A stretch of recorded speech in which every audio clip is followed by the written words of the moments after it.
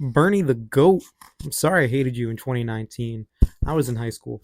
If you don't know what I'm talking about, this sweet grandpa of the United States is trying to make our jobs easier, pressuring Congress for a 4-day work week without any loss in pay. That sounds backwards, right? Wrong. This idea plays into the benefits of actually giving a shit about mental health. This gamble is as follows: making workers happy equals profit. And you know what? It works. Hello, Americans, and welcome to American Geordies. Now, before I get into the proof and the news, I want to talk about RimWorld. I generally am a more moral person when I'm playing this game, but on my current playthrough, I sought to become a slaver to taste the fun of doing war crimes in the war crime simulator. But my moral code and lack of surviving prisoners led me to fall back in line with my normal, very moral way of playing the game. I simply keep them happy and let them pursue their passions without drugs, but without restricting drugs, and the work gets done. I accidentally left the game running in the background before I went to sleep last night, and they were fine when I woke up. To be honest, the game paused on its own after a raid started like 2 hours in, but still, backing away from micromanaging and focusing on mental health turned out okay. But that's a simulation. So, what does it look like in real life? There are several existing examples of this gamble resulting in higher productivity as well as making employees happier. In summer of 2019, Microsoft treated their employees to a 4-day work week with the same pay in Japan. The results: a 23% cheaper electric bill and 60% less printed paper, which saves the company a good chunk of money. Oh, and there was a 40% increase in productivity. But who cares about that, right? You sure as heck should care. Not only did it work, but it worked by a huge margin. The only thing that's stopping companies is fear of changing the great American tradition of causing human suffering. Like the time we did that thing with the native people, or that time we did that thing with the black people, or that time we did that thing with the Mexican people. Going forward, this was also attempted in the UK, where they had 61 companies just try it out and see. And it did. It worked in a big way, reporting that 54 of those 61 companies that tried it are still doing it to this day. Improved worker morale, higher retention, and a boost in efficiency, all positives reported by the experiment. Now, the article I found reporting on this, and like usual, I'll put the link for this article and a few other research starting points in the description, did say that these companies had to go about implementing this in various different ways, including suggesting that some employees didn't even go to a 4-day work week. They just reduced daily hours to allow more family time for their employees. A lot of companies are still running 5 days a week, with teams within the company only working 4 days and giving different teams different days off based on when they're needed. This article also included why these companies fail, suggesting a main reason being managing client and stakeholder expectations. This is long for our investors didn't agree and didn't let us. Oh, daddy, please let me make my workers happier and earn you more money. No, we're going to milk these workers dry and put them back on the street when we're done. This is how business works. It's depressing, really. These investors couldn't believe that it would work after seeing it work. It feels wrong. How do they get away with this? Even Bill Gates suggested that advancements in technology could whittle down the work week to 3 days. So anyway, the bill is going through the Senate as making 32 hours full-time, suggested by Bernie Sanders. This bill also prevents employers from reducing pay for benefits.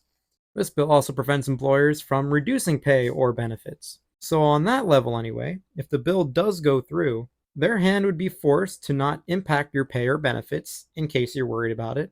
Also, this doesn't force your employer to reduce you to a 4-day work week or 32 hours.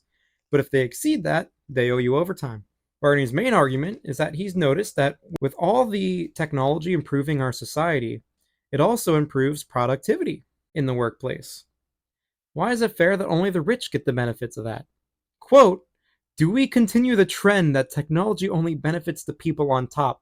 Or do we demand that these transformational changes benefit working people And one of the benefits must be a lower work week, a 32-hour work week.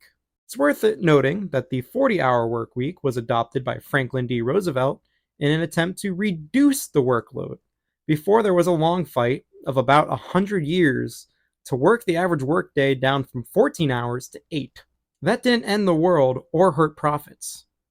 In fact, Henry Ford adopted the 40-hour work week a decade ahead of the legislation, and it worked great for him. We've come a long way in production technology in the last 100 years without a change in this tradition. So why not make another push to help out the working class? Bernie has a website for himself that I will link a press release below where this is claimed. The sad reality is Americans now work more hours than the people of most other wealthy nations. And we're going to talk about what that means to the lives of ordinary people. In 2022, employees in the United States, and I hope you hear this, logged 204 more hours a year than employees in Japan, and they are hardworking people in Japan. 279 more hours than workers in the United Kingdom, and 470 more hours than workers in Germany. Doing some digging, this seems to be based on numbers by the Organization for Economic Cooperation and Development, an organization to help push better policies for better lives for the working class. It's worth defending that America isn't on top of this list, and you could go deep into what Bernie meant by wealthy nations, but the point is cut and dry. Why do we let our employers work us so hard?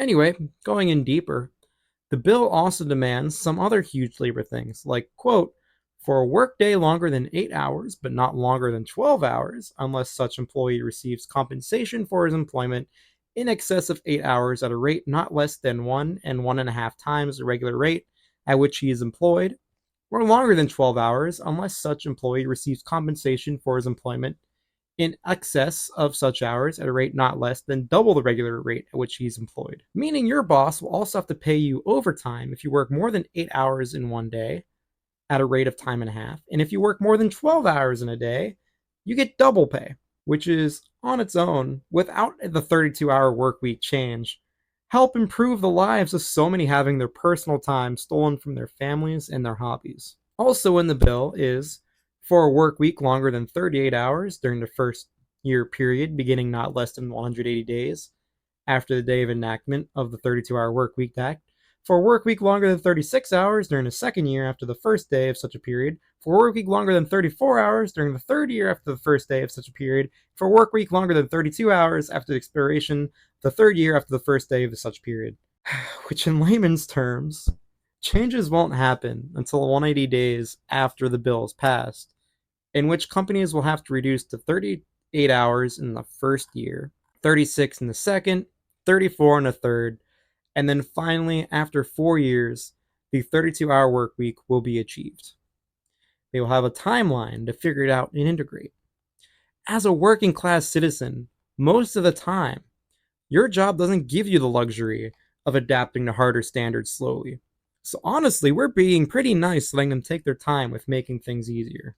Now, the biggest argument I saw against this, and this is one I particularly agree with, is that in plants where production is already maximized, it won't help improve efficiency. The benefits are mostly for office spaces where productivity directly correlates with mental readiness, and that this would force companies to hire more employees. I'm okay with that though. It would take money from the rich, and even if we don't get more money out of it, the price would be worth helping our mental health. Because as this Twitter post from 2018 so elegantly states, someone should probably tell the rich that workers banding together to present formal address of grievances is the alternative we worked out a long time ago to breaking down the factory owner's front door and unaliving him in front of his family. I feel like they forgot. Always remember that the rich are a minority. Frankly, the only minority the US hasn't fucked over yet. So it's about time, I guess. It's also worth pointing out that this bill is almost copy and paste of a bill that went nowhere in 2023. At the very least, it's good to know that labor-supporting politicians are planning on spamming this thing, which subsequently increases our awareness of it and opens up more opportunities for us to feel let down by our government. Thank you so much for watching. As always, like, comment, and subscribe to help fight for the little guy. Thank you.